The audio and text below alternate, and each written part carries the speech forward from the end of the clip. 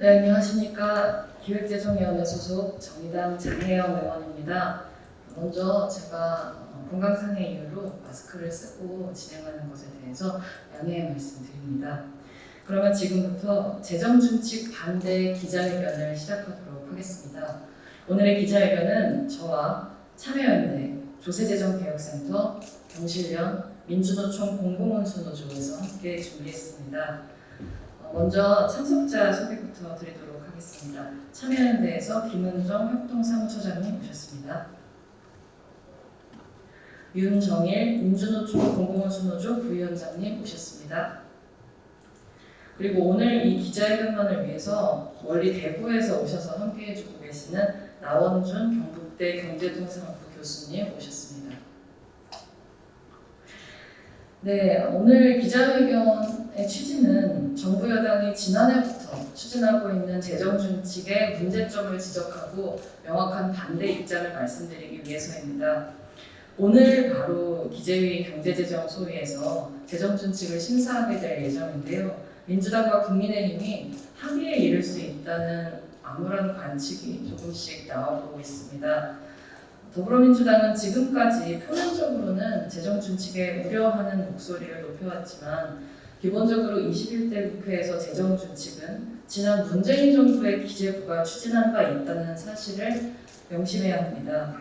지난해 법인세, 종부세 등의 강세안과 올해 처리된 반도체 세액공제처럼 민주당은 결국 국민들은 알 수 없는 이유로 정부 여당에 굴복할 가능성이 매우 큽니다.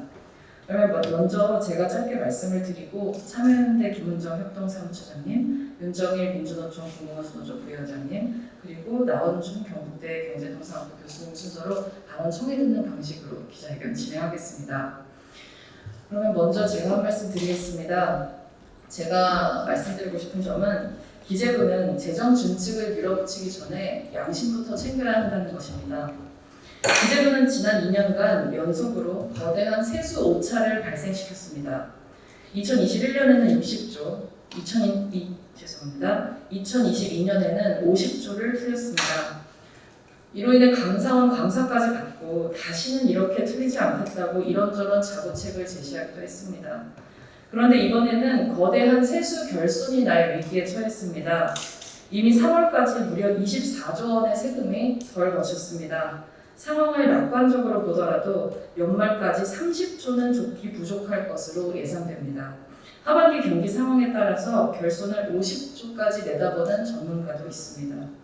이렇게 수십조 단위로 매번 세수 예측부터 틀리는데 무슨 자신감으로 재정 적자 균형을 맞추겠다는 건지 이해하기 어렵습니다. 재정준칙의 전제 조건인 정확한 세수 추계 능력부터 충족하지 못하는데 예산안에서 세입 세출을 맞추는 것이 어떻게 가능하겠습니까? 한마디로 기재부는 재정준칙을 제대로 운영할 수 있는 능력을 증명하지 못했습니다. 운영할 능력이 없이 무리하게 도입된 제도는 완전히 다른 수단이 되기 쉽습니다. 귤이 회수를 건너면 탱자가 되듯이 재정준칙이 아무리 글로벌 스탠다드라고 해도 윤석열 정부와 만나게 되면 무자비한 긴축의 도구가 될 수밖에 없습니다.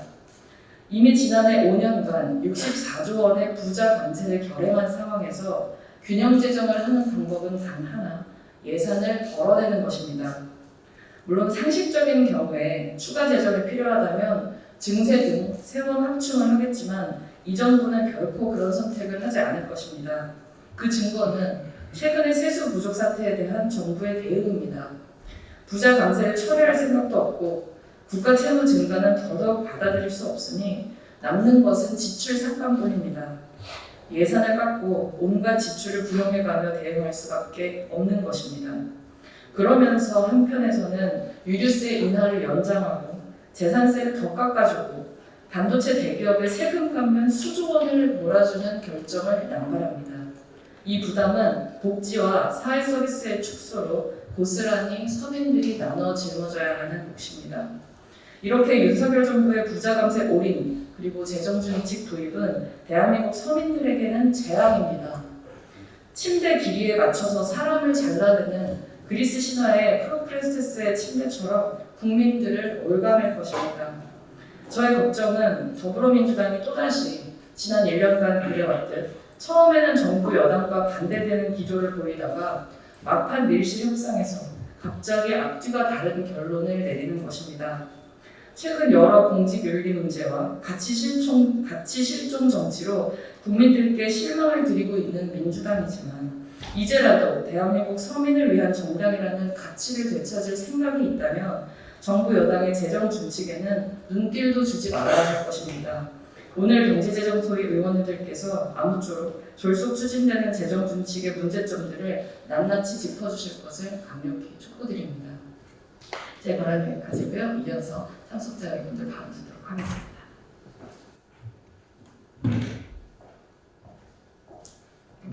참여연대에서 활동하고 있는 김유정입니다. 2017년 550조 원에 미치지 못하던 자영업자 대출은 지난해 4분기 1000조 원을 돌파했습니다. 연체율 역시 가파르게 상승하고 있습니다. 코로나19 국면에서 정부의 빚내서 버텨라 라는 기조하에 빠르게 불어난 자영업자 대출이 한국 경제의 뇌관으로 작동하고 있는 것입니다. 우리나라 공공사회복지 지출 규모는 GDP 대비 12.3%로 OECD 평균의 60% 최하위 수준입니다. 지금 이 현실은 단 하나의 질문을 하고 있습니다. 대체 국가는 무엇을 하고 있느냐입니다. 코로나 시기 우리 정부가 해외 주요국에 비해 재정 지출을 충분히 하지 않았다는 점은 익히 알려진 사실입니다. 정부가 자기 살림의 지표를 건전하게 유지하는 동안 가계 살림은 파탄 지경에 이르렀습니다. 그럼에도 정부는 여전히 자기 살림만 챙기겠다고 합니다.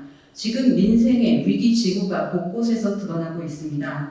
윤석열 정부는 출범 이후 지속적으로 재정 건전성에 매몰되어 왔고 이를 모든 사회정책에 적용해 국가 역할을 최소화하고 있습니다. 공공성은 최소화하고 시장에 맡기겠다. 부자들 세금도 깎아주겠다. 나라 살림 최대한 줄여서 운영하겠다고 합니다. 이를 우리는 야경 국가라고 합니다. 지금 재정준칙 도입하면 결과적으로 민생복지 정책은 대폭 축소할 수밖에 없습니다. 특히 작년 대대적인 재벌 부자 감세 해놓고도 대통령 말 한마디에 정부가 법 개정 한 달 만에 K칩스법 국회에 제출했습니다. 하지만 여당은 물론 거대 야당도 윤석열 정부에 번번이 손을 들어주었습니다. 거대 양당이 재벌 부자 감세와 K칩스법에 이어서 민생 위기 상황에서도 나라 살림에 빗장 거는 것에 합의하는 것은 아닌지 우려되는 이유입니다. 올해 세수 결손이 계속되고 있습니다. 기재부는 예측도 대응도 하지 못하고 있습니다. 앵무새 마냥 재정 건전성 외치면서도 대규모 감세로 자기 발등 찍더니 이제는 재정에 빗장 걸고 제 역할 하지 않겠다고 선언하려고 합니다. 윤석열 정부의 밀어붙이기 정책에 국회가 거수기 마냥 끌려다니는 행태를 이제는 중단해야 합니다. 참여연대는 복합적 경제 위기 상황에서 민생 악화를 초래할 재정주칙 법제화에 반대합니다. 거대 양당이 또다시 민생을 외면한 채 야합에 나서는 과오를 범하지 않기를 부디 촉구합니다. 감사합니다.